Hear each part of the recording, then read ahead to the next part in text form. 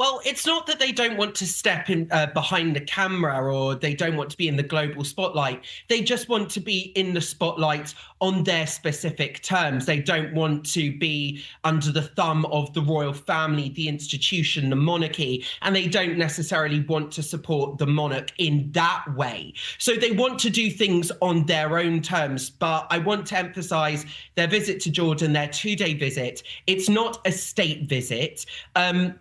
And I don't really know exactly what they're trying to achieve. They say the purpose of this is to highlight efforts to support vulnerable communities affected by quote unquote conflict and displacement.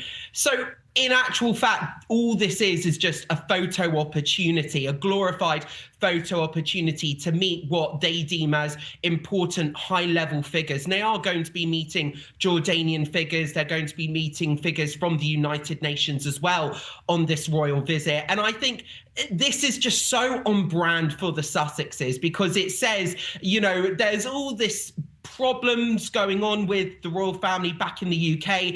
Andrew Mountbatten Windsor, Prince William made some comments which aren't exactly stabilising comments that you would think were to come from the Prince of Wales when he was at the BAFTA Awards, saying that he wasn't in a calm state to watch the film Hamnet. So this is just them wanting a big glorified opportunity to say to the world, we're on the global stage, we're still important, but what's it actually going to achieve? Well, they're not visiting on behalf of the royal family, they're not visiting on behalf of the UK or the UK government. The UK government haven't asked them specifically to go on this royal tour. They're not a part of the soft power dynamics, the soft power mechanics of the United Kingdom. This is purely something that they're doing for basically, I think, a little bit of self-promotion to go, we're still active on the global stage with this humanitarian efforts. But effectively, they're not going to actually be doing that much. They're just going for photo opportunities and to meet some what they deem as important people.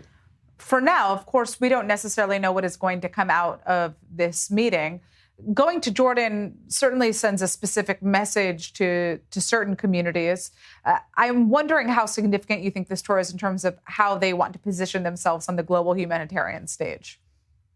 Well, that's the thing. I think, listen, Prince Harry still very much has his Invictus Games. That's very much a cause. Injured veterans, he had links to the army. That's very much a cause that he's still passionate about. And I think Prince Harry and Meghan, as well as their commercial opportunities with Archwell Productions, we saw Meghan do her With Love Meghan show on Netflix, this aspirational lifestyle cookery program. They want to basically make themselves out to be global figures, important on the world stage, philanthropists, huge movers and shakers. That's the kind of point that they want to make.